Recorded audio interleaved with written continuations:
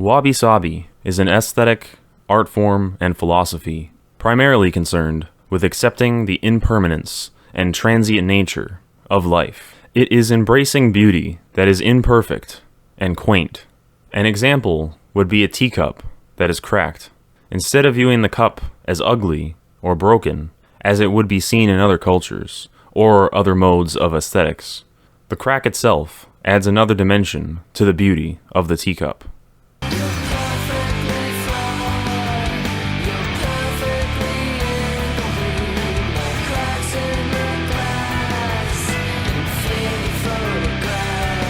If you have ever seen depictions of feudal Japan or its artwork, you most likely already know what Wabi-Sabi is.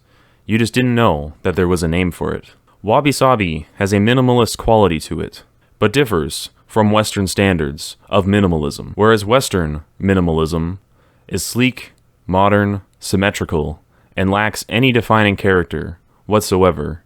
Wabi-Sabi is rough around the edges, traditional, asymmetrical, and does indeed have a distinct character to it. Wabi-Sabi can also branch out to other art forms, such as paintings and photography. In photography, Wabi-Sabi aims to see the beauty in bodily imperfections, chipped paint, and old furniture. In the Western world, patina could be thought of as a form of Wabi-Sabi.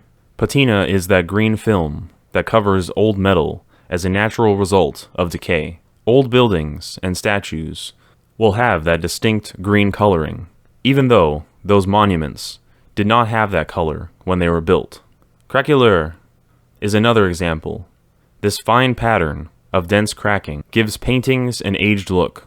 If you had seen the Mona Lisa right after it had been painted, or saw the Statue of Liberty the moment it was erected, they both would have fundamentally encapsulated a different aesthetic altogether from how we see them today.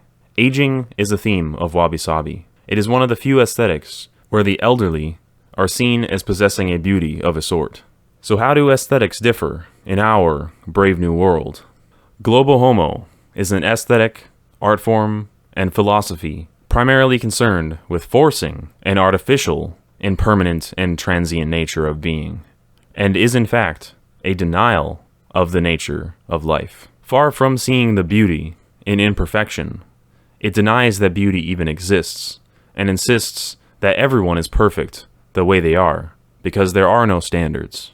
Globohomo means globally homogeneous, as in everyone is the same, reduced to interchangeable cogs that have no distinction from one another.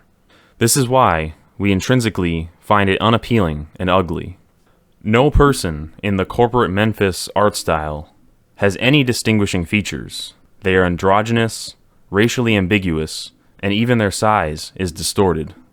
This is the very definition of trying to please everyone, and as a result, pleasing no one.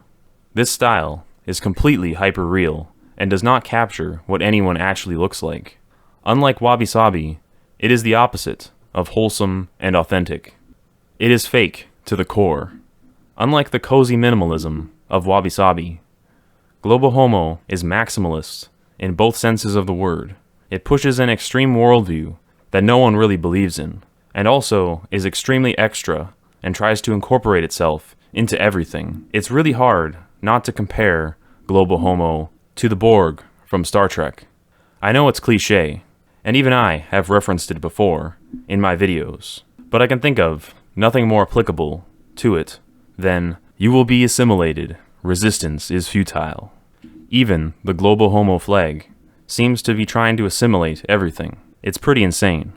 Whether people are conscious of it or not, we wholeheartedly reject the Globohomo aesthetic of our culture. Many in the West find themselves drawn to the Wabi-Sabi of Ghibli films and From Software games as an escape from the hollow nature of our Borg cubicles and rainbow crosswalks.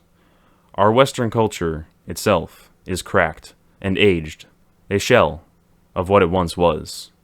We can take a Wabi-Sabi approach to this any way we see fit. We can see the beauty in a junkyard full of trucks from a bygone era without feeling that soul-crushing depression about what was. We can find the beauty in cellulite without being in denial about reality.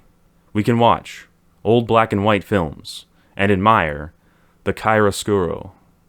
As shadows descend and all things of beauty decay around us, we must fill the cracks with gold, like the Japanese art of kintsugi. We must preserve its beauty, for this is the true nature of life. It changes, it breaks apart, empires fall, and life goes on. We must embrace the cycle.